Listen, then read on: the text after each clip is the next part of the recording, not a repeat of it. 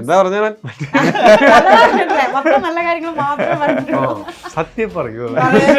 വിവരമില്ലാത്തവനാണെങ്കിലും സത്യം പറയൂ. അങ്ങനെ 12 വർഷമായി ഡ്രീം കം ട്രൂ ആയ ഒരു കൃതജ്ഞതയോ അർത്ഥം എനിക്ക് അറിഞ്ഞൂടാ. നല്ല വെയിറ്റ് ഉള്ള വാക്കല്ലേ, കൊള്ളാമോ? അതിനകത്ത് ഞാൻ കടക്കുന്നില്ല. ഇന്റർവ്യൂലൊന്നും പറയാൻ പറ്റാത്ത കാര്യങ്ങൾ അതെന്ത് കാര്യം? എനിക്കൊരു കാര്യം പറയാനുണ്ട്, പക്ഷെ അതിപ്പോ പറയാൻ പറ്റില്ല. അതെന്താ ഏട്ടാ? എനിക്ക് ചില കാര്യങ്ങൾ പറയാനുണ്ട് നിന്നോട്. അതിപ്പോ പറയാൻ കഴിയില്ല.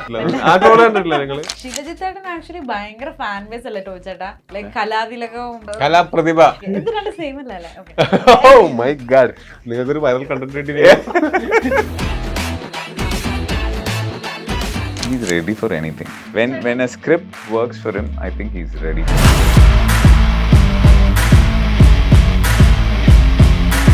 ഞാൻ സിനിമ സ്വപ്നം കണ്ട വന്ന ആളാണ്. ഞാൻ ആ സ്വപ്നത്തിലാണ് ജീവിക്കുന്നത്. ഇപ്പൊ എനിക്ക് റെസ്പോൺസിബിലിറ്റി ഇല്ലേ? പറമ്പിൽ കളിക്കാൻ പോകുന്ന ആളോ അതൊക്കെ വെച്ച് നോക്കുമ്പോൾ ഇത് ഹാർഡ് വർക്ക് ആണോ? അല്ലല്ലോ. എന്നെക്കാളും ഒരുപാട് ടാലന്റഡ് ആയിട്ടുള്ള ആൾക്കാരുണ്ടാവും. പക്ഷെ ഞാൻ എടുക്കുന്ന പണി അവർ എടുക്കുന്നുണ്ടാവില്ല. മലയാളം മുകളിൽ ഉരുൾപൊട്ടലുണ്ടാവും, ഇവിടെ വെള്ളം പൂകാം, അല്ലെങ്കിൽ ഭൂകമ്പം ഉണ്ടാവും, എന്ത് വേണേലും ഉണ്ടാവും. തലയിൽ വാള് കുത്തി കയറി താടിക്ക് തീ പിടിച്ചു. ഇവിടെ എനിക്കിവിടെ സ്റ്റിച്ച് ഉണ്ടായിരുന്നു. അത് തലയിൽ ഇങ്ങനെ ഇത് ഇങ്ങനെ പറഞ്ഞിട്ട് ഉൽക്കൊക്കെ വീണ പോലെ എന്റെ മുഖത്തേക്ക് വീണു. അപ്പൊ ഇപ്പൊ തന്നെ മുഖം തിരിച്ചു കളഞ്ഞു. അവരുടെ ഇവിടെ ഒന്നും കിട്ടിയില്ല, ഇവിടെ കിട്ടിട്ടോ. ഇവിടെ ഒരു ഇത്രയും സ്ഥലം പൊള്ളി. ഫാമിലിക്ക് വേണ്ടിയിട്ട് എപ്പോഴും ഒരു നിശ്ചിത സമയം മാറ്റി വെക്കുന്ന ഒരു പെർഫെക്റ്റ് ഫാമിലി മാൻ ആണ് ചേട്ടൻ. അത് പെർഫെക്റ്റ് ജെന്റിൽമാൻ ആയതുകൊണ്ടൊന്നല്ല, എന്റെ ആങ്കർ അവിടെയാണ്. സിനിമയിലൊക്കെ അഭിനയിച്ച ഒരു സക്സസ് ഒക്കെ വന്നു കഴിയുമ്പോൾ ചുറ്റുമുള്ള ആൾക്കാർ ഇവൻ അങ്ങനെ ആയിരിക്കുന്നൊക്കെ ചിന്തിച്ച് കുറെ ആൾക്കാർ നമ്മുടെ അടുത്ത് അകന്നു പോകും. ബേസിൽ ഞാനും കൂടെ ഞങ്ങളൊരു ഫംഗ്ഷന് പോയിട്ട് തിരിച്ചു വരുമ്പോൾ ബേസിന്റെ അടുത്ത് നീ വണ്ടി കയറും, നമുക്ക് ഒരുമിച്ച് പോകുന്നുണ്ട്. ഞാൻ സേഫ് ആയിട്ട് ഇങ്ങനെ കാറിലേക്ക് കയറുന്ന നേരത്തെ ചായ വന്നു വിളിയപ്പോ ഞാൻ ഓക്കെ ഇങ്ങനെ ഒരു തിരിയലും ഇതിന്റെ ഷാർപ്പ് അടിച്ചു കൊണ്ടിട്ട് ഇവിടെ 4 സ്റ്റിച്ച്. ബേസിലാണെങ്കിൽ ചിരി അടക്കാനും പറ്റില്ല. മറ്റേ പൂജയുടെ വീഡിയോ നമ്മൾ കണ്ടിരുന്നു, അതവിടെ അവര് ഫൺ മൊമെന്റ് ആക്കുന്ന. അതിന്റെ ഞാൻ പറഞ്ഞത് എനിക്ക് ഇവൻ കാണാത്തവരെയൊക്കെ ഇവൻ ഈ വീഡിയോ കണ്ടില്ലേ, ഇവന്റെ ഫോണിൽ എല്ലാരും കൊണ്ടുപോയി കാണിക്കും. അത് കഴിച്ചിട്ട് ഇങ്ങനെ ഒറ്റയ്ക്ക് ഇങ്ങനെ ചെന്നിട്ട് ഈ ഫോണിൽ ഈ വീഡിയോ വീണ്ടും വീണ്ടും കണ്ടു. ഇതായിരുന്നു എന്റെ പരിപാടി.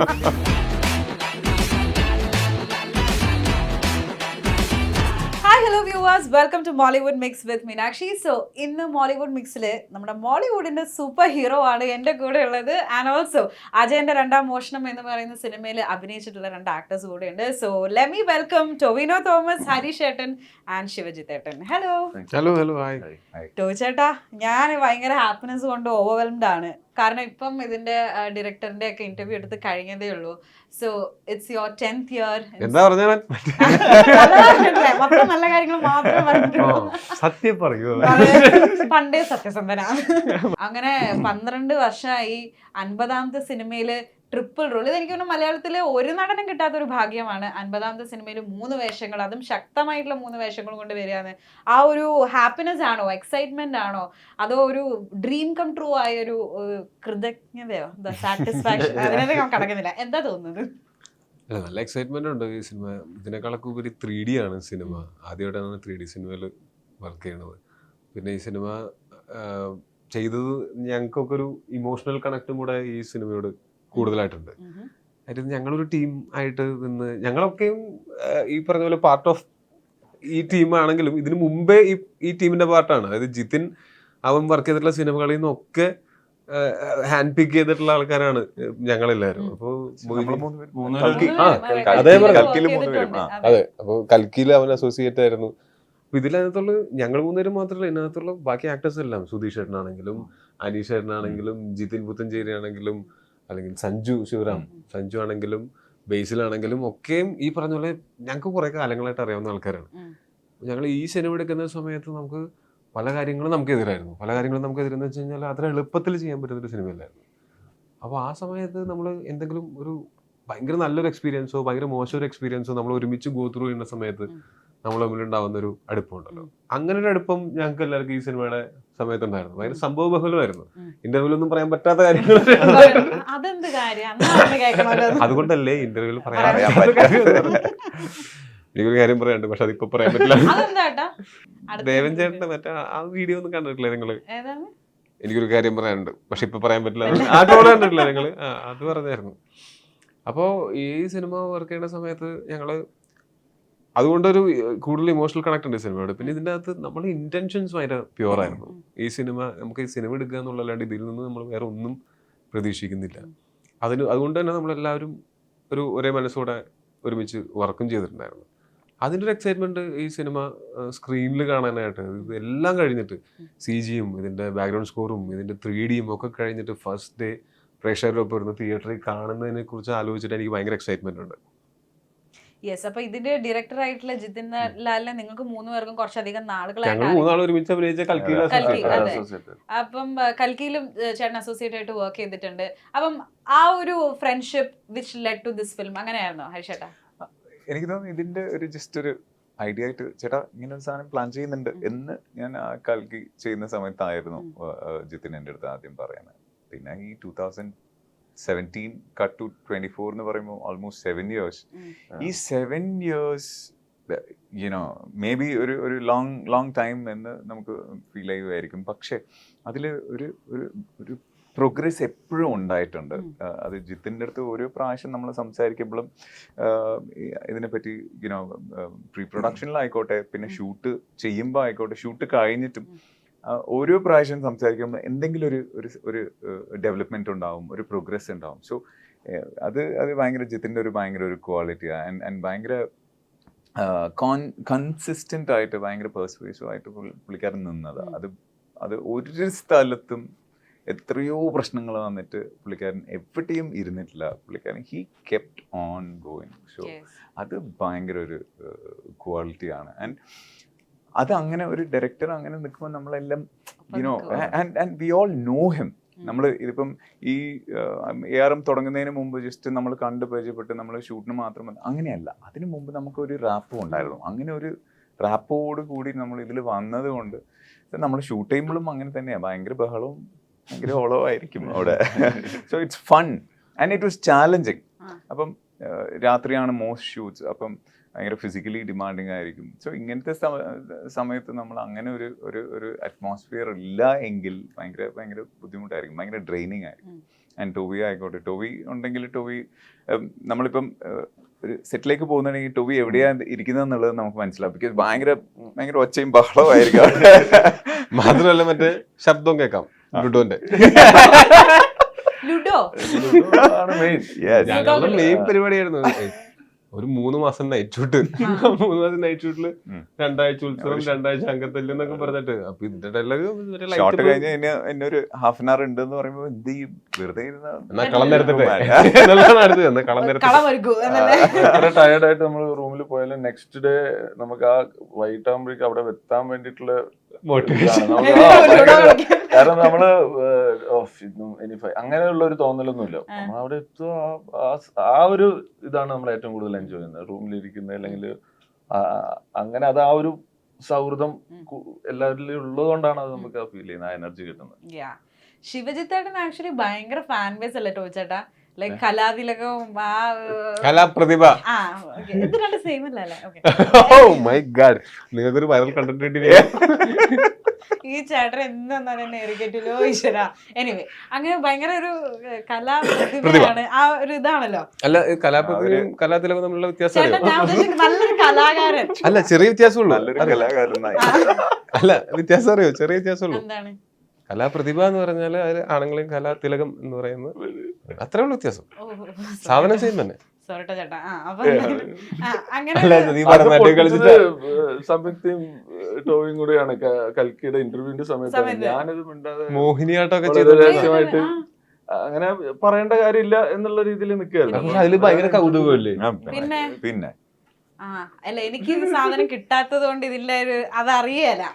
എനിവേ, അപ്പം ഇതൊരു ഫോക്ക് ടെയിൽ പോലെയുള്ള കഥയൊക്കെ പറഞ്ഞു പോകുന്ന ഒരു സിനിമയായിട്ടാണ് ട്രെയിലറും ടീസറും ഒക്കെ കണ്ടപ്പോൾ തോന്നിയത്. I think you have a very vast performing scope in this film. What you say? ഈ മൂവി ആക്ച്വലി ഇതിന്റെ പ്രീ പ്രൊഡക്ഷൻ നടക്കുമ്പോൾ ഞാൻ പറയുന്നത്, ഞാൻ ഇവരുടെ കൂടെയുണ്ട്. ആ ഒരു സുഹൃത്ത് അല്ലെങ്കിൽ ടോവിയൊക്കെ കളരി പ്രാക്ടീസ് ചെയ്യുന്നത് എൻ്റെ ഗുരുക്കളാണ്. ശിവകുമാർ ഗുരുക്കളടുത്ത് പറഞ്ഞിട്ടാണ് അങ്ങനെ പ്രാക്ടീസ് ചെയ്യിക്കുന്നുണ്ട്. അപ്പൊ ഈ ഒരു മൂവിന്റെ തുടക്കം മുതലേ ആ ഒരു കൂട്ടത്തിലുണ്ട്. പക്ഷെ ഒരു അഭിനയിക്കുക, ഇതിലൊരു പാർട്ട് ആക്ടിങ് വൈസ് അല്ലെങ്കിൽ ആക്ടറായിട്ട് ഇതിലുണ്ടാവുക എന്നുള്ളൊരു സംഭവം ഇല്ല അന്നും. അപ്പം അങ്ങനെയല്ല, ഇത് വലിയൊരു ഇതായിട്ട് കാണാനുള്ള ഒരു ആഗ്രഹത്തിൽ കൂടെ നടക്കുന്ന ഒരാളാണ്. ഇതിനകത്ത് ഒരു എക്സ്റ്റെൻഡഡ് കാമിയോ പോലത്തെ ഒരു ക്യാരക്ടറിന് സഹായം ചോദിച്ച് ഞങ്ങൾ വിളിച്ച് അമേരിക്കയിൽ നിന്ന് വിളിച്ചു വരുത്തിയതാണ് പുള്ളിനെ. Busy സ്വന്തം schedule. കയ്യില് പൈസക്ക് ടിക്കറ്റ് എടുത്ത് പുള്ളി ഞങ്ങളെ സിനിമയിലേക്കാവുന്നതാണ്. അപ്പം ഞാനും കുറെ ആയിട്ട് കളരിയൊന്നും പ്രാക്ടീസും കാര്യങ്ങളൊന്നും ഉണ്ടായില്ല. ടോവി ആണെങ്കിൽ കുറച്ച് നാളായിട്ട് പ്രാക്ടീസ് ആയിട്ട് നല്ല അടിപൊളിയായിട്ട് നിൽക്കുന്നുണ്ട്. അപ്പം വീണ്ടും ഒരു കളരി ചെയ്യുമ്പോൾ 2 കൊല്ലം പഠിച്ചാണോ 3 മാസം പഠിച്ചെന്നെ Touch വിട്ടു. അപ്പം ചെയ്യുമ്പോൾ കുറച്ചും കൂടി ആ ചെയ്ത് വെച്ചതിനെക്കാട്ടി കുറച്ചുകൂടി നന്നായിട്ടില്ലെങ്കിൽ അത് നമ്മള് ഇത് എപ്പോഴും കിടക്കും ഈ മൂവി.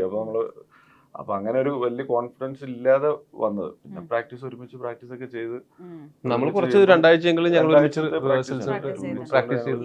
ഞങ്ങള് ഗുരുക്കളും സെയിമാ.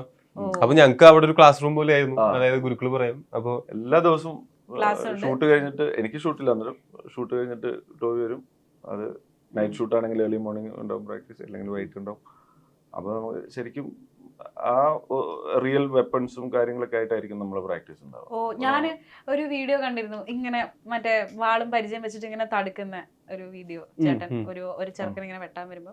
അത് മറ്റേ പൊന്നിയത്തങ്കം. അപ്പൊ അവിടെ പക്ഷെ ഈ സിനിമയ്ക്ക് വേണ്ടിയിട്ട് ടോവി ചേട്ടൻ ഇട്ടിരിക്കുന്ന എഫേർട്സിന് ഹാറ്റ്സ് ഓഫ്. പറയാണ്ടിരിക്കാൻ പറ്റുന്ന കാര്യമാണ്. അപ്പൊ ജഗദീഷ് ചേട്ടൻ കുറച്ച് മുമ്പ് പറയായിരുന്നു, ആക്ച്വലി ആ എഫേർട്സിനെ പറ്റി ചേട്ടനോട് തന്നെ ചോദിക്കുന്നതിന്റെ ഭേദം ഇവരോട് ചോദിക്കുന്നതായിരിക്കും, ബിക്കോസ് അവര് നേരിട്ട് കണ്ടിട്ടുള്ള കാര്യമാണ്. So please. ഞാൻ ഇല്ലാത്ത ഇന്റർവ്യൂലെങ്കിലും ചോദിക്കുന്നത് എനിക്ക് ഇതിങ്ങനെ ഇരുന്ന് കേൾക്കുമ്പോ വളരെ ശരിയാണ്, പറയേണ്ട സംഭവമാണ് പറയേണ്ടത്. അത് കാരണം വെറുതെ ഒരു എല്ലാവർക്കും ചെയ്യാൻ പറ്റുന്ന കാര്യമല്ല ഇത് ഈ ഒരു മൂവിയില്.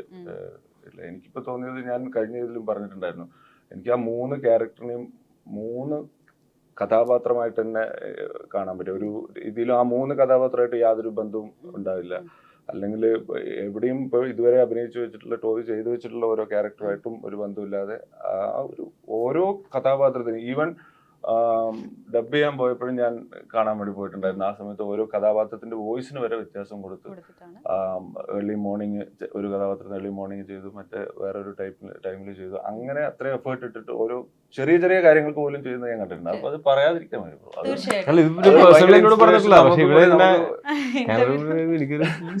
ഇത് എല്ലാവർക്കും അറിയുന്നതാണ്. അതായത് ഇത് ഭയങ്കര ഫിസിക്കലി ഡിമാൻഡിങ് ഒരു സാധനം. ഓക്കെ, 3 റോൾ എന്ന് പറയുന്നതും ആൻഡ് ഇത് 3ഉം ഫിസിക്കലി ഡിമാൻഡിങ് ഒരു സാധനമാണ്. ആൻഡ് എല്ലാവർക്കും അറിയാം, even for the audience, the all no. അതായത് ഇങ്ങനത്തെ ഒരു സാധനം ചെയ്യാൻ ഇപ്പം എല്ലാവർക്കും ചെയ്യാൻ പറ്റുമോ എന്ന് പറഞ്ഞാൽ it's A question mark. But അത് ടോവി എന്ന് പറഞ്ഞാൽ ചെയ്യാൻ പറ്റും എന്ന് പറഞ്ഞാൽ എല്ലാവർക്കും അറിയാം. അത് എന്തുകൊണ്ടാന്ന് പറഞ്ഞാല് because he is ready for anything. When a script works for him, I think he's ready for it. Jithin ചേട്ടൻ പറഞ്ഞ കാര്യം സിനിമ കണ്ടുകഴിയുമ്പോൾ നിങ്ങൾക്ക് മനസ്സിലാകും, ഇതിലെ 3 കഥാപാത്രങ്ങൾ അവതരിപ്പിക്കാനായിട്ട് ടോവിനോ തോമസ് അല്ലാതെ ഒരു റീപ്ലേസ്മെന്റ് ഇല്ല. അപ്പൊ ഞാൻ എങ്ങനെ ഇരിക്കണോ ചേട്ടാ? യെസ്. അപ്പൊ ടോവി ചേട്ടൻ ആക്ച്വലി കരിയറിൽ ഏറ്റവും ചലഞ്ചിങ് ആയിട്ടുള്ള ചെയ്തിട്ടുള്ള വേഷമാണോ അജയൻ, അല്ലെങ്കിൽ മണിയൻ, അല്ലെങ്കിൽ കുഞ്ഞിക്കേളു? അല്ല, ഞാൻ നല്ല ചലഞ്ചിങ് ആയിട്ടുള്ള വേറെ വേഷങ്ങൾ ചെയ്തിട്ടുണ്ട്. അല്ല, ഇതിന്റെ ചലഞ്ച് എന്തായിരുന്നു വെച്ച് കഴിഞ്ഞാല്, ബാക്കിയുള്ള സിനിമകളിലൊക്കെ നമ്മള് പടം തുടങ്ങുമ്പോൾ ഒരു ക്യാരക്ടർ നമ്മൾ സെറ്റ് ചെയ്തിട്ട് ത്രൂ ഔട്ട് ആ ക്യാരക്ടറിനെ നമ്മൾ ക്യാരി ചെയ്യുക. അപ്പൊ നമുക്ക് ആദ്യത്തെ ഒരു 3-4 ദിവസം കൊണ്ട് നമുക്ക് ആ ക്യാരക്ടറിനെ നമുക്ക്, അപ്പൊ ഒരു സിനിമയിൽ നമുക്ക് ഒരു ക്യാരക്ടറിനെ മാത്രം നമ്മളുടെ ഡയറക്ടറും റൈറ്ററും ഒക്കെ ആയിട്ട് ഇരുന്നിട്ട് അതിനെ ഒന്ന് ഡിസൈൻ ചെയ്തിട്ട് അതിനെ ഫോളോ ചെയ്ത് ആ ഗൈഡ് ലൈൻസ് ഫോളോ ചെയ്തിട്ട് പോയാൽ മതി. ഇത് സിനിമയുടെ ഷൂട്ട് തുടങ്ങുന്നതിന് മുമ്പ് എനിക്ക് ഏറ്റവും വലിയ ചലഞ്ചിങ് ആയിട്ട് തോന്നുന്നത്, വലിയ വലിയ നടന്മാരൊക്കെ ചെയ്യുന്നതാണ് 3 ഡിഫറെന്റ് വേഷങ്ങൾ ഒരു സിനിമയിൽ എന്ന് പറഞ്ഞാൽ. അപ്പൊ അത് ഈവൻ കഥ ഇഷ്ടപ്പെട്ടവരോട് ഞാനത് ഓക്കേടാ എന്നൊക്കെ പറഞ്ഞെങ്കിലും, പിന്നെ എൻ്റെ മനസ്സിലുണ്ടായിരുന്ന ഏറ്റവും വലിയ പേടി എന്ന് പറഞ്ഞാൽ 3 ക്യാരക്ടേഴ്സ് എങ്ങനെയാ പ്ലേ ചെയ്യുന്നത്. അതും ഒരു സിനിമയില് 3 സിനിമയിലാണെങ്കിൽ അത് ഇറ്റ്സ് ഡിഫറെന്റ്. അപ്പൊ ഞാൻ ഇവന്റെ അടുത്ത് പറഞ്ഞു, നമുക്കത് വേറെ വേറെ സിനിമ പോലെ ഓരോ സെഗ്മെന്റ്സ് നമുക്ക് ട്രീറ്റ് ചെയ്യാം. അപ്പൊ നമുക്ക് അങ്ങനെ ചെയ്ത് നോക്കാന്ന് പറഞ്ഞു. പക്ഷെ അതും ആകുമ്പോഴും ഞാൻ നോക്കുമ്പോൾ ഞാൻ എൻ്റെ തലയിലിട്ട്, അല്ലെങ്കിൽ ഞാനും ജിതിനും സുഹിത്തേട്ടനും മാത്രം ഇരുന്നിട്ടാണ് നമ്മൾ ആ ക്യാരക്ടേഴ്സിനെ ഡിസൈൻ ചെയ്യുന്നത്. പക്ഷെ ഇത് കുറച്ചും കൂടെ ഈ സിനിമ ഡിമാൻഡ് ചെയ്യുന്നതിനേക്കാളും കൂടുതൽ തന്നെയായിരുന്നു. അവിടെ നമ്മൾ പിന്നെ ഫൈനലി നമ്മൾ വന്ന തീരുമാനം ഒരു ആക്ടിങ് ട്രെയിനറോ ആയിട്ടിരുന്നു. നമ്മൾ ശരീരം നന്നാക്കാനായിട്ടൊരു ഫിസിക്കൽ ട്രെയിനർ നമ്മൾ കൂടെ ത്രൂ ഔട്ട് ട്രാവൽ ചെയ്യുന്ന സമയത്ത് ഒരു ആക്ടിങ് ട്രെയിനറിൻ്റെ അടുത്ത് പോയിട്ട് ഇതിൻ്റെ തിയറി വെച്ചിട്ട്, എന്നാൽ ആ തിയറീനെ അങ്ങനെ തന്നെ ഫോളോ ചെയ്യാനുമല്ല, ആ തിയറി അറിഞ്ഞാലല്ലേ അതിൻ്റെ പുറത്ത് ആ തിയറി തെറ്റിച്ചിട്ട് ചെയ്യണമെങ്കിൽ പോലും, അല്ലെങ്കിൽ ഒരു തിയറി അറിഞ്ഞു കഴിഞ്ഞാൽ നമുക്ക് നമുക്കതൊരു അൺയൂഷ്വൽ ആയിട്ടുള്ള ഒരു പെർഫോമൻസ് ആക്കണം എന്നുണ്ടെങ്കിൽ ആ തിയറിയിൽ നിന്ന് പതുക്കെ ഡൈവേർട്ട് ചെയ്താൽ മതി. ഓക്കെ. അല്ലെങ്കിൽ അങ്ങനെയൊക്കെ യുണീക്ക് ആക്കണമെങ്കിൽ ആ തിയറിയിൽ നിന്ന് എന്ത് അതിന്റെ ചുറ്റും എന്ത് ചെയ്യാം, അതിന്റെ അകത്ത് നിന്നുകൊണ്ട് എന്ത് ചെയ്യാന്നൊക്കെ അറിയണമെങ്കിൽ ഫസ്റ്റ് ആ തിയറി എന്താണെന്ന് അറിയണോ. ചേട്ടൻ ഭയങ്കര മെത്തേഡ് ആക്ടിങ്ങിലേക്ക് അല്ലല്ല, കടന്നിരിക്കുന്നു. മെത്തേഡ് ആക്ടിങ് അല്ല ഞാൻ പറയുന്നത്, ടെക്നിക്കൽ ആക്ടിങ്ങിനെ പറ്റിയിട്ടാണ്. എല്ലാ സിനിമയ്ക്കും പലതരം ആക്ടിങ് മെത്തേഡ്സ് യൂസ് ചെയ്യാം. ഇതിനെന്ന് വെച്ചാൽ ഇതിൽ മെത്തേഡ് ആക്ടിങ് എന്ന് പറയുമ്പോൾ എനിക്ക് 3 ക്യാരക്ടറായിട്ടും അങ്ങനെ ജീവിക്കാൻ പറ്റില്ല, ഓൺ ദ സെറ്റ്സ് ജീവിക്കാൻ പറ്റില്ല. അപ്പൊ ഇതിന് നമ്മൾ ശരിക്കും ക്യാരക്ടേഴ്സിനെ ഡിസൈൻ ചെയ്യുകയും ഈ ക്യാരക്ടേഴ്സ് എന്തുകൊണ്ട് ഇങ്ങനെ പെരുമാറുന്നു നമ്മൾ മനസ്സിലാക്കുകയും ഒക്കെ ചെയ്ത്, ആദിശക്തിയിലെ വിനയ് സാറാണ് അതിൽ നമ്മളുടെ കൂടെ ഇരുന്ന് ഫേഷ്യൽ എക്സസൈസസും ഫേഷ്യൽ മസാജും തുടങ്ങിയൊക്കെ ചെയ്തിട്ടാണ് നമ്മൾ തുടങ്ങുന്നത്. കണ്ണിന്റെ എക്സസൈസ് തുടങ്ങിയ കാര്യങ്ങളൊക്കെ ചെയ്ത് നമ്മുടെ മസിൽസിനെയൊക്കെ സ്ട്രെച്ച് ചെയ്ത് റിലാക്സ് ചെയ്തിട്ടാണ് നമ്മൾ ചെയ്ത് നോക്കി, സീക്വൻസസ് ഒക്കെ ചെയ്ത് നോക്കി. അപ്പോഴാണ് ജിതിനും ഒരു ഐഡിയ കിട്ടുന്നത് എങ്ങനെയാണ് ഞാൻ ചെയ്യാൻ പോകുന്നതെന്ന്. അപ്പോൾ ഞാൻ ചോദിച്ചാൽ ഇത് ഓക്കെയാണോ, ഇത് ഓക്കെയാണ്, നമുക്ക് ഇങ്ങനെ ചെയ്ത് നോക്കിയാലോ എന്ന് പറഞ്ഞിട്ട് നമ്മളുടെ ഒരു ഡിസ്കഷൻ ഉണ്ടായിരുന്നു. ഒരു 5 ദിവസം, 5 ദിവസത്തിൽ തന്നെ നമ്മളൊരു 3-4 തവണ സ്ക്രിപ്റ്റ് ത്രൂ ഔട്ട് വായിച്ചിട്ടുണ്ടായിരുന്നു. അപ്പോൾ ആ സ്ക്രിപ്റ്റ് വായിക്കുകയും നമ്മൾ സീൻസിന് ആക്ട് ചെയ്ത് നോക്കുകയൊക്കെ ചെയ്തതിന് ശേഷമാണ് ഓക്കെ 3 നമുക്ക് ഫുൾ ഓഫ് ചെയ്യാം എന്നുള്ള തീരുമാനത്തിലേക്ക് എത്തുന്നത്. അല്ലാതെ 3 ഒരു 2 കൂടെ എഴുത് എന്ന് പറയാൻ പറ്റില്ല. അങ്ങനത്തെ ഒരു കോൺഫിഡൻസ് ഉള്ള ആളല്ല ഞാൻ. എനിക്ക് അങ്ങനെ എല്ലാം തികഞ്ഞെന്നോ എല്ലാം അറിയാവുന്നോ ഉള്ള കോൺഫിഡൻസ് എനിക്ക് എൻ്റെ ജീവിതത്തിൽ ഒരിക്കലും ഉണ്ടായിട്ടില്ല. പക്ഷേ എപ്പോഴും എൻ്റെ ഉള്ളിലൊരു കോൺഫിഡൻസ് എന്ന് വെച്ചാൽ അറിയാത്തൊരു കാര്യം പഠിക്കാനുള്ള ഒരു കോൺഫിഡൻസ് എനിക്ക് ഓഫ് ലേറ്റ് ഉണ്ടായി വരുന്നുണ്ട്. അത് ഹാർഡ് വർക്ക് ചെയ്യാനുള്ള ഒരു മനസ്സും കൂടെ ആയിട്ട് എനിക്ക് തോന്നുന്നത്. അത് ഞാൻ അതിനെ ഹാർഡ് വർക്ക് എന്നോ അല്ലെങ്കിൽ ഡെഡിക്കേഷൻ എന്നോ ഒക്കെ ഉള്ളതിന് അപ്പുറം whatever needs to be done, അല്ലെങ്കിൽ വാട്ട് എവർ ഇറ്റ് ടേക്സ്. അതായത് നമുക്ക് സ്വപ്നം ആണ്, ഞാൻ ആ സ്വപ്നത്തിലാണ് ജീവിക്കുന്നത്. ഞാൻ സിനിമ സ്വപ്നം കണ്ട വന്ന ആളാണ്, ഞാൻ ആ സ്വപ്നത്തിലാണ് ജീവിക്കുന്നത്. അത്യാവശ്യം നല്ല അവസ്ഥയിലാണ് ഞാൻ ആ സ്വപ്നത്തിലിരിക്കുന്നത്. അപ്പോൾ എനിക്ക് റെസ്പോൺസിബിലിറ്റി ഇല്ലേ. എൻ്റെ കൂടെ അതേ സ്വപ്നം കണ്ട എൻ്റെ കൂടെ ഓഡീഷൻസിനുണ്ടായിരുന്ന പലരും എൻ്റെ സാഹചര്യത്തിലല്ല നിൽക്കുന്നത്, എനിക്കറിയാം. അപ്പോൾ അതുകൊണ്ട് ഇത് എനിക്ക് കിട്ടിയിരിക്കുന്നത് അതിനെ ഞാൻ ഭയങ്കരമായിട്ട് വാല്യൂ ചെയ്യുന്നു. ആ വാല്യൂ ചെയ്യുന്നതുകൊണ്ട് തന്നെ ഞാൻ അതിന് വാട്ട് എവർ ഇറ്റ് ടേക്സ് എൻ്റെ കഴിവിൻ്റെ പരമാവധിയിൽ നിന്നുകൊണ്ട് ഞാൻ ചെയ്യണം. അല്ലാതെ ഞാൻ എല്ലാ കഴിവും തികഞ്ഞ ആളാണെന്ന് ഒരിക്കലും ഞാൻ അവകാശപ്പെട്ടിട്ടില്ല. അതിനെ ആണ് ആൾക്കാർ ഹാർഡ് വർക്ക് ഡെഡിക്കേഷൻ എന്നൊക്കെ പറഞ്ഞ് പേരിട്ട് വിളിക്കുന്നത്. പക്ഷെ ഞാൻ അങ്ങനെ ഭയങ്കര ഹാർഡ് വർക്കിംഗ് ആയിട്ടുള്ള, സിനിമയിലല്ലാതെ പുറത്ത് പറമ്പിൽ കളിക്കാൻ പോകുന്ന ആളോ അതൊക്കെ വെച്ച് നോക്കുമ്പോൾ ഇത് ഹാർഡ് വർക്ക് ആണോ? അല്ലല്ലോ. ഞാൻ പറഞ്ഞ അതുപോലെ, അല്ലെങ്കിൽ ഡെഡിക്കേഷൻ എന്ന് പറഞ്ഞാൽ ഈ മെത്തേഡ് ആക്ടേഴ്സ് ഒക്കെയാണ് ശരിക്കും പറഞ്ഞാൽ അങ്ങനത്തെ ഡെഡിക്കേഷൻ. പക്ഷെ ഞാൻ അതുമല്ല. ഞാൻ സിനിമയുടെ ടോട്ടാലിറ്റിയിൽ യോജിക്കുന്ന രീതിയിൽ എങ്ങനെ നമ്മളുടെ ക്യാരക്ടേഴ്സിനെ ഡിസൈൻ ചെയ്ത് അതിനെ നമ്മളുടെ കഴിവിന്റെ പരമാവധി നിന്ന് ചെയ്യാം എന്നുള്ളത് മാത്രമേ. എന്നെക്കാളും ഭയങ്കര ടാലന്റഡ് ആയിട്ടുള്ള ആൾക്കാരുണ്ടാവും. പക്ഷെ അത് നമ്മളുടെ മൈക്കിൾ ജോർദാൻ പറയുന്ന ഒരു കാര്യമുണ്ട്, എന്നെക്കാളും ഒരുപാട് ടാലന്റഡ് ആയിട്ടുള്ള ആൾക്കാരുണ്ടാവും. പക്ഷെ ഞാൻ എടുക്കുന്ന പണി അവരെടുക്കുന്നുണ്ടാവില്ല. അല്ല, ഉള്ളത് കാണാൻ ഈ മൂവിയിലുണ്ട്. തീർച്ചയായിട്ടും നമ്മളെല്ലാരും കാത്തിരിക്കുകയാണ് അത് കാണാനായിട്ട്. എനിവേ, സോ ഇത്രയും ബിഗ് ബഡ്ജറ്റിലുള്ള ഒരു സിനിമ ഇറങ്ങുകയാണ്. നിങ്ങൾ ബിഗ് ബഡ്ജറ്റ് ഞാൻ വായിച്ചപ്പോ ബിഗ് ബഡ്ജറ്റ് 3D എന്നൊക്കെ വായിച്ചിട്ടുണ്ടായിരുന്നു. അല്ല, ബിഗ് ബഡ്ജറ്റ് എന്ന് പറയുമ്പോഴേ നമ്മൾ വെറുതെ ഇങ്ങനെ ഫ്ലോട്ട് ചെയ്യുന്ന ബഡ്ജറ്റ്സ് വിശ്വസിക്കരുത്. ശരിക്കും ഉള്ള ബഡ്ജറ്റ് എന്ന് പറയുന്നത് ഡീസന്റ് ബഡ്ജറ്റാ. ബിഗ് ബഡ്ജറ്റ് എന്നെയൊക്കെ സംബന്ധിച്ചിടത്തോളം എൻ്റെ സിനിമ കരിയറിൽ വെച്ച് നോക്കുമ്പോൾ അത്യാവശ്യം ബിഗ് ബഡ്ജറ്റാണ്. പക്ഷെ മലയാളത്തിലെ ബിഗ് ബഡ്ജറ്റ് അല്ല അത് ശരിക്കും പറഞ്ഞാൽ. ഇതിനേക്കാൾ ബിഗർ ബഡ്ജറ്റ്സിനുകൾ ഉണ്ടാവുന്നുണ്ട്.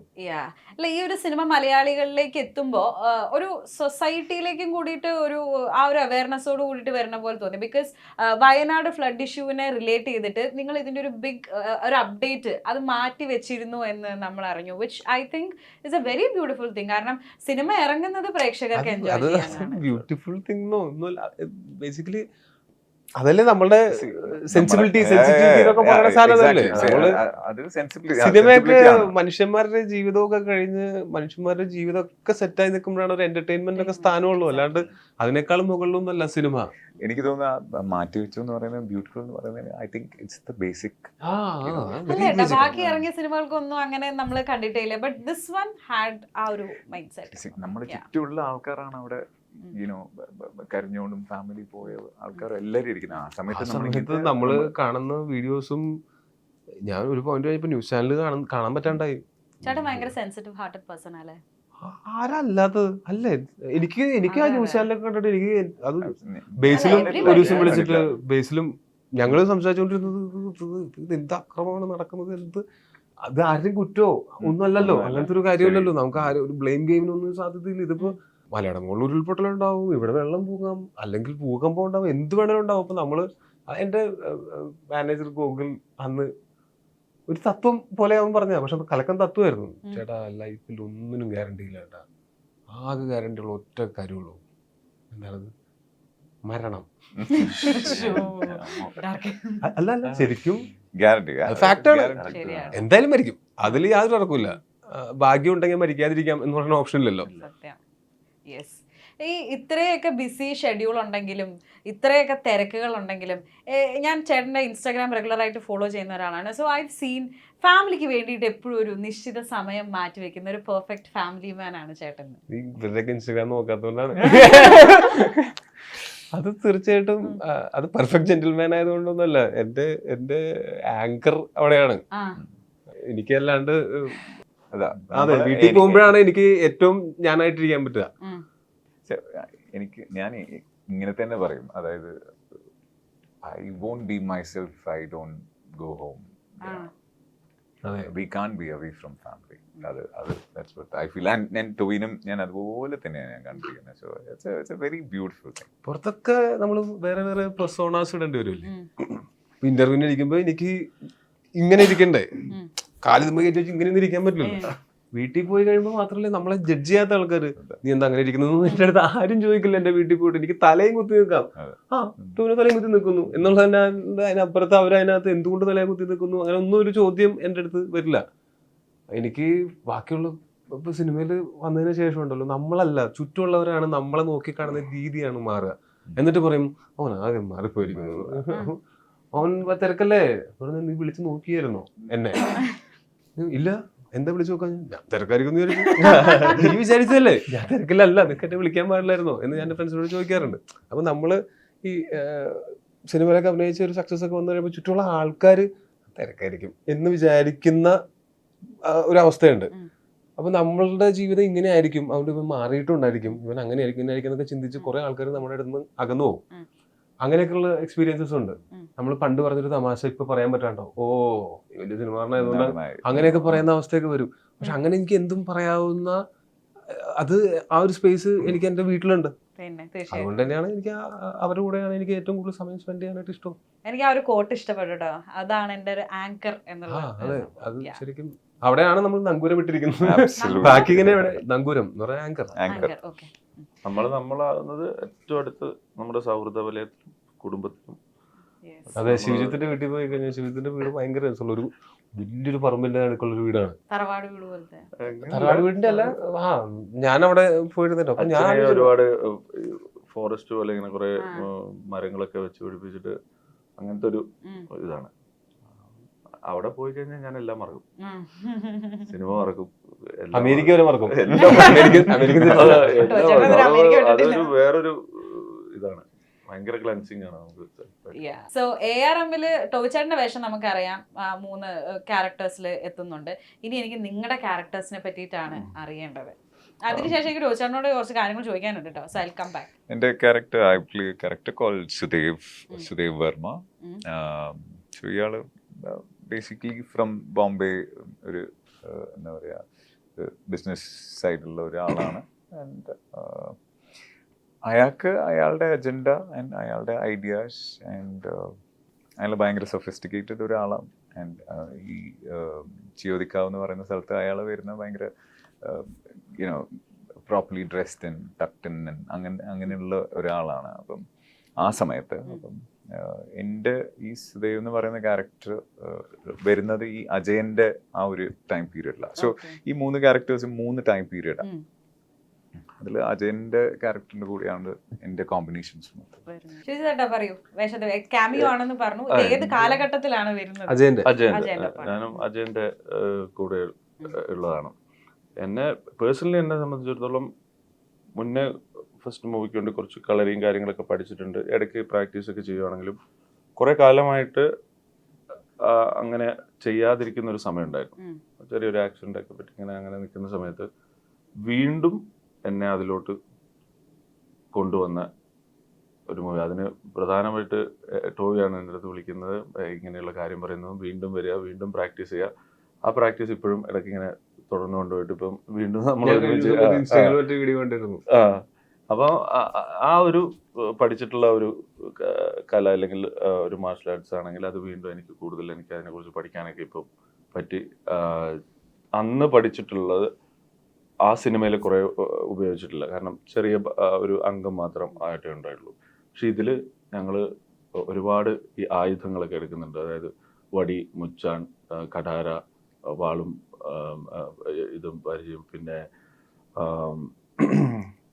കുന്തം, ഇങ്ങനെയുള്ള പല പല രീതിയിലുള്ള കളരിയിലുള്ള ആയുധങ്ങളൊക്കെ എടുത്തിട്ട് നമുക്ക് പ്രാക്ടീസ് ചെയ്യാനും അതിൻ്റെ ഒരു ഡെപ്ത് എന്താണെന്നുള്ളത് മനസ്സിലാക്കണം. അത് കൂടുതൽ അങ്ങോട്ട് പഠിച്ചാൽ മാത്രമേ നമുക്ക് ആ ചെയ്യുന്നതിൻ്റെ ഒരു ഇത് നമുക്ക് ഇതാവുള്ളൂ. വെറുതെ നമുക്കൊന്നും ഇത് ചെയ്യാൻ പറ്റില്ല. അങ്ങനത്തെ ഒരു എക്സ്പീരിയൻസ്. പിന്നെ ഇതിന്റെ ഒരു വലിയൊരു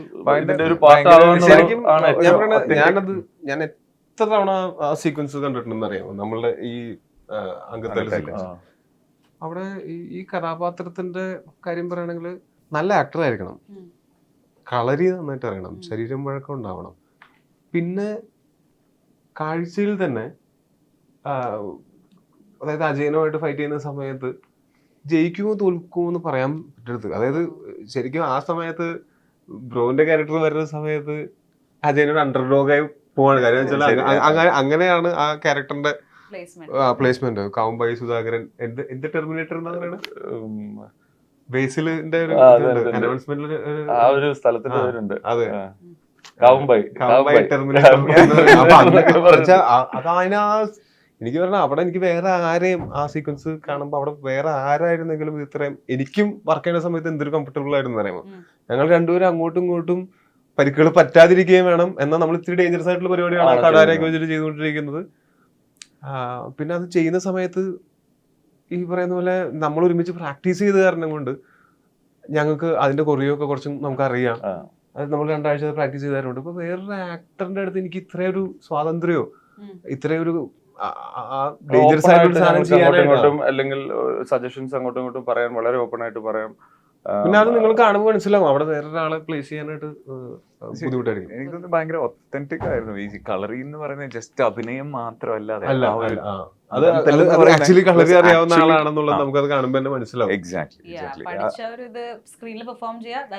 ജസ്റ്റ് ഒരു 2 വർഷം കളറി പ്രാക്ടീസ് ചെയ്തിട്ടുള്ള ഇപ്പോഴും ട്രെയിൻ ചെയ്യുന്നത്. ഞാനത് ഈ സിനിമയുടെ ഷൂട്ടിങ്ങിന്റെ മുമ്പാണത്. ഷൂട്ടിങ് ഞാൻ ഒരു 6 മാസമാണ് മാക്സിമം പഠിച്ചിട്ടുണ്ടാവാം.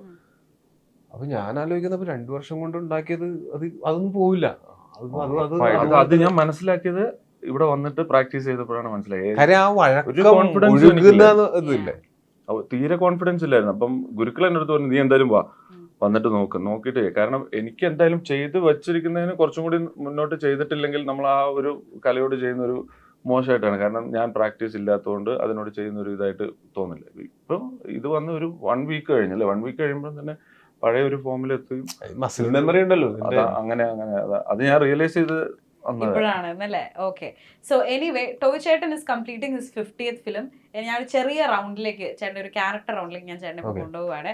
സോ ഞാൻ കുറച്ച് ചോദ്യങ്ങൾ ചോദിക്കാം. ചേട്ടൻ്റെ സിനിമയെ ബേസ് ചെയ്തിട്ടാണ്. I need quick answers. Okay, so among Ajayan, Maniyan and Kunjikelu, ചേട്ടന്റെ പേഴ്സണൽ ഫേവറേറ്റ് ഏതാണ്?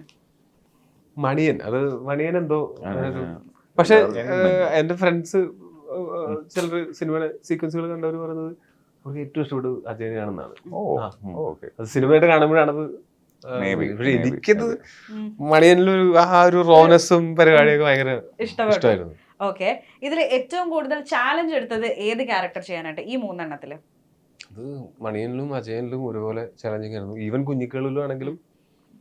പക്ഷെ കുതിരയൊക്കെ ഭയങ്കര ചാലഞ്ചിങ് ആയിരുന്നു. കുഞ്ഞിക്കളിലും തലയില് വാള് കുത്തി കയറി, താടിക്ക് തീ പിടിച്ചു, മുഖം പൊള്ളി. ഇവിടെ എനിക്കിവിടെ സ്റ്റിച്ച് ഉണ്ടായിരുന്നു. അത് തലയിൽ ഇങ്ങനെ ഇവിടെ പൊള്ളി. അതായത് ഞാൻ ഇങ്ങനെ ചാടി ഇങ്ങനെ വെട്ടുന്ന റോപ്പില ഞാൻ. അപ്പൊ ഞാൻ വെട്ടിയപ്പോ ആ ഫൈറ്റർ പുള്ളി തിരിഞ്ഞതിന്റെയും എന്റെ വന്നതിന്റെ ടൈമിങ് മാറിപ്പോയിട്ട് വാള് കറക്റ്റ് ഇവിടെ. ഞാൻ റോപ്പില, എനിക്ക് എന്നെ തന്നെ കൺട്രോൾ ചെയ്യാൻ പറ്റില്ല. ഞാൻ ലാൻഡിങ് അല്ലേ, ഇവിടെ കുത്തിക്കയറി. അത് ഷൂട്ട് കഴിഞ്ഞതാ. ഷൂട്ട് കഴിഞ്ഞിട്ട് ഞാൻ ടാറ്റയൊക്കെ പറഞ്ഞ് എല്ലാവരും കെട്ടിപ്പിടിച്ച് പോയിട്ടൊരു ഫോട്ടോ ഒക്കെ ഇട്ടു. ഞാൻ എന്റെ ഷൂട്ട് അവസാനിച്ചു എന്ന് പറഞ്ഞില്ല. അത് കഴിഞ്ഞിട്ട് ഒരു ഷോട്ടും കൂടെ എടുത്താൽ നല്ല ഭംഗിയുണ്ടായിരുന്നു. ഞാൻ ആ ഷോട്ട് എടുക്കാൻ വന്നതാ. അപ്പൊ തന്നെ കിട്ടി. 5 മിനിറ്റ്. ഞാൻ അന്ന് ആകെ 1 മണിക്കൂർ വർക്ക് ചെയ്തിട്ടുള്ളൂ. ഷോട്ടോ അതിലിപ്പോ തന്നെ ഇത് കിട്ടി. ഞാനപ്പോ അപ്പൊ തന്നെ ഡോക്ടറൊക്കെ വന്ന് അത് ഇങ്ങനെ വെച്ച് ക്ലിപ്പ് ചെയ്ത് സ്റ്റിച്ച് ഒക്കെ ഇട്ടിട്ടാണ് അതിന്റെ ബാക്കി ഷോർട്സ് എടുത്ത് തന്നത്. കൃഷ്ണ. കുറച്ച് അതും പിന്നെ ഈ തലകീഴായിട്ട് വന്നിട്ട് ഒരാളെ ചവിട്ടിട്ട് അപ്പൊ അയാളുടെ കയ്യിൽ പന്തം താഴെ വീണ് പോകും, അതിങ്ങനെ എടുത്ത് അടിക്കുക എന്നുള്ളൊരു പരിപാടി ഉണ്ടായിരുന്നു. പക്ഷെ ഞാനിങ്ങനെ പുള്ളിനെ ചവിട്ടി ഞാൻ താഴത്തിൽ ലാൻഡ് ചെയ്തിട്ട് ഞാൻ നോക്കുമ്പോൾ പന്തം ലാൻഡ് ചെയ്തിട്ടില്ല. അപ്പൊ ഞാൻ ഒരു സെക്കൻഡ് മുമ്പ് അത് പിടിക്കാൻ തീരുമാനിച്ചിട്ടുണ്ടെങ്കിൽ എനിക്കത് പിടിക്കാൻ പറ്റും എന്നുള്ള പോലത്തെ ഒരു അവസ്ഥ. ഇപ്പൊ ഞാൻ ഫൈറ്റ് മാസ്റ്റർ നോക്കിയപ്പോ ഫൈറ്റ് മാസ്റ്റർ നമുക്ക് പിടിച്ചു നോക്കിയാലൊന്നും കാന്താരുടെ ഫൈറ്റ് മാസ്റ്റർ ആയിരുന്നു വിക്രം സാർ. അപ്പൊ ഞാൻ പിടിക്കാം എന്ന് പറഞ്ഞപ്പോഴത്തേക്കും പുള്ളി 1 more എന്നൊക്കെ പറഞ്ഞ് ഈ 1 more നമ്മളിപ്പോ കുറച്ചും കൂടെ സമയം എനിക്ക് എയറിൽ കിട്ടിക്കഴിഞ്ഞാൽ ഇങ്ങനെ പിടിച്ചടിക്കാമല്ലോ, ഇവിടെ പിടിക്കാണ്ട് ഇവിടെ പിടിച്ചടിക്കാമല്ലോ. അപ്പൊ അപ്പൊ തന്നെ ഷോട്ട് അങ്ങനെ വെക്കാന്ന് പറഞ്ഞിട്ട് ജോമൻ ചേട്ടൻ ക്യാമറ ജിബിലൊക്കെ ഇട്ട് അങ്ങനെ ഷോട്ടൊക്കെ പ്ലാൻ ചെയ്ത്. അപ്പൊ ഞാൻ എൻ്റെ കൂടെ അഭിനയിക്കുന്ന ആർട്ടിസ്റ്റിന്റെ അടുത്തും പറഞ്ഞു ഞാൻ ഇങ്ങനെ കിക്ക് ചെയ്യുന്ന സമയത്ത് ഇത് ഇച്ചിരി ഹൈറ്റിലിട്ടു എന്ന് പറഞ്ഞു. അപ്പൊ ക്യാമറയിലേക്ക് ഇതിങ്ങനെ വരുമല്ലോ, അപ്പൊ എനിക്ക് പിടിക്കാനും സമയം കിട്ടും. പക്ഷെ അങ്ങനെ ഹൈറ്റിൽ പോയി ആ വടി ടും എന്ന് പറഞ്ഞിങ്ങനെ തിരിഞ്ഞു. ഈ പന്തം ഇങ്ങനെ തീയും ഇത് വടിയല്ലേ, ഇത് ഇങ്ങനെ പറഞ്ഞിട്ട് പറഞ്ഞിട്ട് ഉൽക്കൊക്കെ വീണ പോലെ എന്റെ മുഖത്തേക്ക് വീണു. അപ്പൊ എനിക്ക് സെക്കൻഡ്സ് സമയം അപ്പൊ തന്നെ മുഖം തിരിച്ചു കളഞ്ഞു. അതുകൊണ്ട് ഇവിടെ ഒന്നും കിട്ടിയില്ല, ഇവിടെ കിട്ടില്ല. ഇവിടെ ഒരു ഇത്രയും സ്ഥലം പൊള്ളി. പിന്നെ അത് താടിയും ഈ മുടിയൊക്കെ ഉള്ള കാരണം കൊണ്ട് നമുക്ക് അത് ഫ്രെയിമിൽ കാണില്ല. അപ്പൊ ഒരാഴ്ച കൂടെ നമ്മൾ ഷൂട്ട് ചെയ്തു.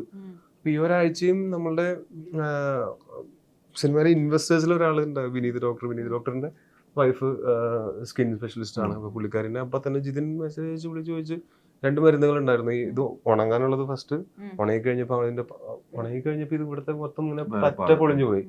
പറ്റ പൊളിഞ്ഞു കഴിഞ്ഞപ്പോ പിങ്ക് കളറിലിരിക്കണം മുഖത്ത്, ഇവിടെ ഈ ഒരു സൈഡിൽ പിങ്ക് കളർ. അപ്പൊ അത് രാവിലെയും വൈകിട്ടും ഒരു ഓയിൻമെന്റ് ഉണ്ട്. ആ ഓയിൻമെന്റ് തേച്ച് ഒരു അപ്പോഴെന്താ വെച്ചാല് ഇത് സംഭവിക്കുന്ന ഒക്ടോബർ അവസാനം. എനിക്ക് അജയന് ഫുള്ള്, അപ്പൊ മണിയൻ ഏകദേശം തീരാണ്, പിന്നെ അജയൻ ഫുള്ള് താടിയുണ്ട്. അജയനം കഴിഞ്ഞ് കുഞ്ഞിക്കളനോട് ഒരു ഫെബ്രുവരി അവസാനം ഞാൻ താടി പഠിക്കുമ്പോഴേ എനിക്ക് അറിയുള്ളൂ ഇവിടെ അങ്ങനെ ഒരു പാടുണ്ടോ ഇല്ലയോ എന്നല്ലോ. അതുവരെ ഞാൻ ഇങ്ങനെ ഇതിന്റെ ലോകത്തിന്റെ കൂടെ ഞാൻ കണ്ണാടി നോക്കും. ഫേസ് അല്ലേ, അഭിനയിക്കണ ആളല്ലേ, സിനിമയിൽ അഭിനയിക്കണ ആളല്ലേ. അപ്പൊ അതിന്റെ ഒരു പെർമനന്റ് മാർക്ക് പറഞ്ഞ മുഖത്ത് വരരുതെന്നുള്ളത്. പക്ഷെ അത് ആ സമയമൊക്കെയപ്പോഴത്തേക്കും മാറി. ഇപ്പൊ ലക്കിലി ഒന്നും കാണാനില്ല. അല്ല, ഇപ്പൊ ഞാൻ പിന്നെ സ്കിൻ കെയർ ഒക്കെ കുറച്ച് തുടങ്ങി.